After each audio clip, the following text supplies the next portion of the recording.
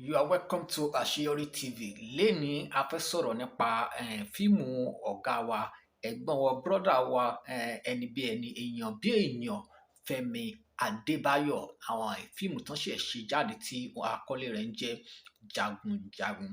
Gbogbo wa láti wo Jagun Jagun. Báwo ló ṣe rí lọ́dọ̀ yín? Gbogbo ọmọ Nàìjíríà.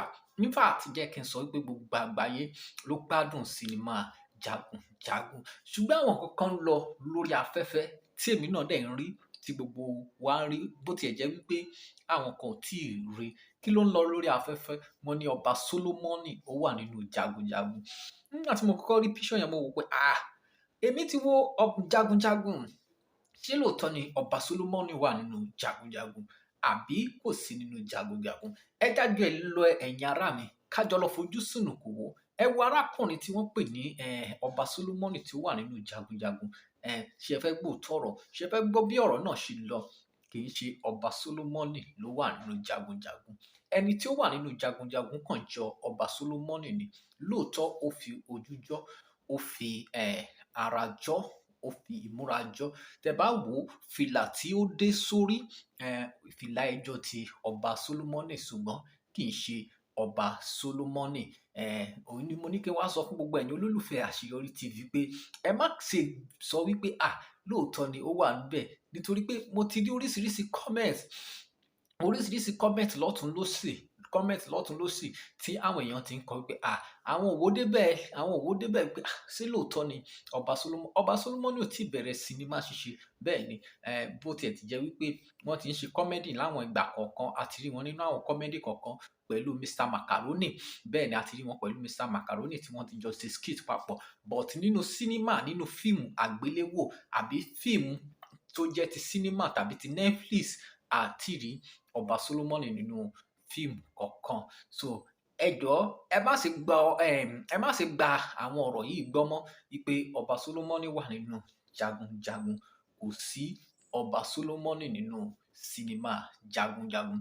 Ẹni tí ó wà nínú Jagun Jagun tí ó jẹ́ òṣèré ni ọmọ Òṣogbo ni wọ́n. Ṣùgbọ́n ìmúra wọn ó jọ ti Ọba Solomoni. Tí ẹ bá wo scene yẹn dáadáa, scene yẹn happen ní ìlú Ajé, yes, am I right? Ìlú Ajé, ibẹ̀ ni scene yẹn ti occur, níbi tí Gbọ́tìjà tí ó ti lọ kógun bá wọn ní ìlú Ajé. Ibẹ̀ ni wọ́n ti show scene yìí tí a ti rí arákùnrin kan tí ó fi ara jọ Ọba Solomoni nígbà tí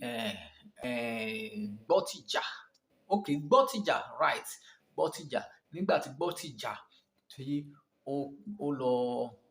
lọ kógun bá wọn ní ìlú Ajé. Ibẹ̀ ni a ti rí àwọn nǹkan wọ̀nyí. Ṣùgbọ́n ẹni tó wà nínú inú kan tí à ń sọ yìí kì í ṣe Ọba Solomoni. Ẹ ṣé tí ẹ wò Àṣeyọrí TV. Ẹ má gbàgbé láti subscribe sí channel wa. Ẹ ṣé tí ẹ wò wá ní Àṣeyọrí TV. Ẹ má gbàgbé láti subscribe sí channel wa Àṣeyọrí TV. A máa mú àwọn ọ̀rọ̀ tí ó ń jẹyọ lórí àwọn sinimá wa lórílẹ̀-èdè yìí. Bákan náà, ẹ má gbàgbé láti wo àwọn sinimá wa tí a ti jù sórí afẹ́fẹ́. So a máa mú àwọn àkọ̀tun àwọn nǹkan tó ń jẹyọ nínú sinimá, a máa mú wá fún yín lórí ìkànnì yìí, ìyẹn Àṣeyọrí TV. Ẹ ṣé, mo dúpẹ́. Ọlọ́run kó wà pẹ̀lú yín. God bless you. Love you. Thank you.